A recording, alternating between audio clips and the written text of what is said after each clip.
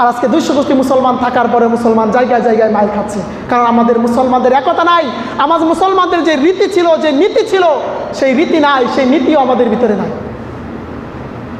আপনি একটু চিন্তা করেন, স্বাভাবিক চিন্তা করেন যে মাত্র 17 জন নিয়ে ইখতিয়ারউদ্দিন মোহাম্মদ বিন বখতিয়ার খলজি বাংলার জমিনে ইসলাম নিয়ে আসে, মাত্র 17 জন।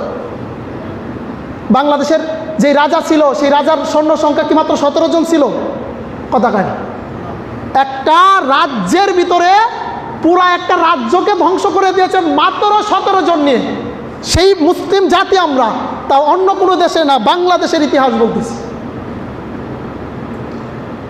সেই ইখতিয়ারউদ্দিন মোহাম্মদ বিন বখতিয়ার উত্তরসূরি আমরা। হযরতে শাহজালাল ইয়ামিনী, শাহপরান ইয়ামিনী, শাহগুনজালাল ইয়ামিনী রহমাতুল্লাহ আলাইহিমা,